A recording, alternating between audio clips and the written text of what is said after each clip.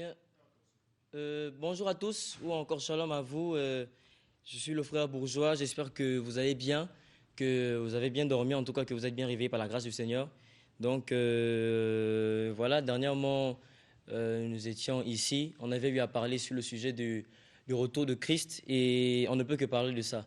On ne peut que parler de Jésus, il n'y a pas autre message à apporter que si ce n'est le retour de Yahushua Hamashiach.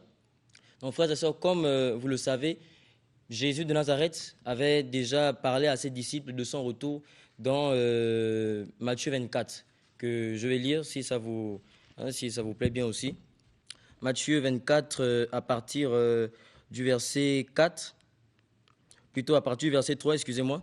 Mais s'étant assis sur la montagne des Oliviers, ses disciples vinrent à lui, en particulier et lui dirent, dis-nous quand ces choses arriveront-elles, et quel sera le signe de ton avènement et de l'achèvement de l'âge. Et Yoshua répondant leur dit, prenez garde que personne ne vous égare, car beaucoup viendront sous mon nom en disant, je suis le Machia, et ils en égareront beaucoup.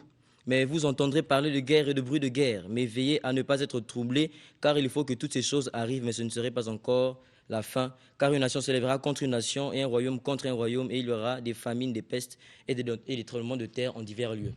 Amen. Cela signifie quoi en fait? Jésus a déjà annoncé, prédit son avènement par plusieurs signes. Tel la pluie avant qu'il ne puisse pleuvoir, il a d'abord des nuages noirs, des nuages sombres qui s'assemblent. C'est pareil pour le retour de Jésus. Il y aura d'abord des signes qui vont s'accomplir avant ce retour. Et j'aimerais vous dire que toutes les choses que nous voyons se passer aujourd'hui dans le monde entier, les actualités et tout, sont en fait provoquées par le retour de Jésus, provoquées par le retour du Seigneur.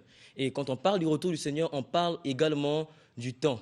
J'aime aussi bien le nom de cet événement qu'on appelle temps de réveil. On parle du temps. Pourquoi le temps, frères et sœurs? Parce que depuis que l'homme a chuté, depuis que l'homme a péché, l'homme a maintenant un temps limité.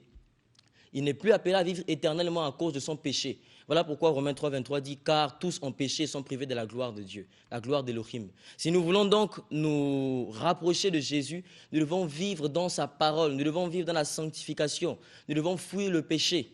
Laisse-moi te dire que le temps que le Seigneur t'accorde, ce temps-là, si le Seigneur t'accorde, ce n'est pas pour que tu puisses aller t'amuser dans le péché. Non, Elohim t'accorde ce temps pour que tu puisses te préparer. Amen. Il t'accorde ce temps pour que tu puisses chercher sa volonté. Tu pêches, mais le Seigneur t'accorde le temps. Tu penses que c'est pour continuer à pécher? Le Seigneur n'est pas un père fouettard, excusez-moi, qui attend que nous puissions échouer, qui attend que nous puissions faillir et il va commencer à nous fouetter, nous condamner. Non, frères et sœurs. La Bible dit, vous connaîtrez la vérité vous affranchira et elle vous rendra libre. Frères et sœurs, quand on reçoit la vérité de l'évangile, la vérité de la parole d'Élohim, on devient une nouvelle personne. Nous devenons des personnes renouvelées par Jésus, renouvelées par Yahushua Hamashiach. Comme la Bible dit, toutes les choses anciennes sont passées et voici toutes choses sont redevenues nouvelles. Donc en Jésus, tu es une nouvelle créature, mon frère, ma sœur. Voilà pourquoi tu ne dois pas t'amuser avec le temps que le Seigneur te donne. Il te donne ce temps pour que tu puisses te préparer et non t'amuser dans le péché. Il te donne ce temps pour que tu puisses savoir faire la différence entre profiter de la vie et détruire ton avenir. Amen. Hein? Tu dois savoir faire la différence entre profiter de ces choses. Il y a des gens qui me disent souvent, mais comme le temps ne nous appartient pas, pourquoi ne pas en profiter? Oui, je t'encourage, profite de ce temps, mais dans le bon sens. Ne perds pas ton temps dans des futilités. Ne perds pas ton temps dans n'importe quoi, mon frère. Amen. Ne perds pas ton temps dans des choses futiles. Pendant que toi, tu regardes aux choses qui attirent tes yeux, aux choses qui brillent, le bling-bling et tout, le Seigneur regarde aux choses qui sont utiles à ton âme, utiles pour ton salut, comme ce que l'apôtre Paul pouvait dire, que toute chose, tout m'est permis, mais tout ne m'est pas utile, frères et sœurs. Nous devons chercher la crainte de Dieu, la crainte du Seigneur. Nous devons marcher selon sa volonté, marcher selon sa parole, marcher selon son évangile. Ici, il n'est pas question de où est-ce que tu pries, quelle est ton église, quelle est ton assemblée, qui est ton pasteur, qui est celui qui te prêche, qui est celui qui te parle, comment son église s'appelle, quel est le nom de l'église. Non, ici, il est question de ton salut. Il est question de ta délivrance. Il est question de ta vie. Je ne te demande pas de venir prier chez moi, non. Prie même chez toi, Dieu va te parler. Si tu veux qu'il te parle, lis la Bible, médite sa parole, médite l'évangile, parce qu'il nous parle plus par ça aussi. Et si tu veux que le Seigneur se révèle à toi, prie. Tu n'as pas besoin de moi, non. Tu as besoin de Jésus. Tu as besoin de Christ. Tu as besoin de Yahushua Mashiach. aussi jeunes et âgés que nous sommes, nous tous.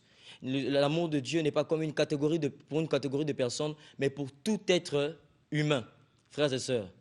Donc, en tant qu'être humain, nous devons suivre le Seigneur. Nous revenons de quelque part, nous revenons du sol, et le Seigneur avait dit à l'homme, tu es fait de poussière, et tu retourneras à la poussière. Donc, c'est ce message que j'avais à nous apporter. Donc, c'est maintenant à toi de faire ta part, de prendre ta balle et de la mettre dans un camp, soit dans le camp de Dieu, soit dans le camp du diable. Amen. Donc, c'était ce message. Si vous voulez encore suivre certainement plus d'autres vidéos, il y a également une plateforme, par la grâce du Seigneur, qu'on a eu à créer, Sofar TV. Sur YouTube, vous pouvez vérifier là-bas et vous allez voir des vidéos. Donc, c'était ce message que j'avais à vous accorder. Que le Seigneur vous bénisse. Pour le numéro, les coordonnées, ceux qui veulent peut-être me joindre, le numéro c'est 06 723 83 18. 06 723 83 18. Donc que le Seigneur vous bénisse et bonne journée à vous. Amen.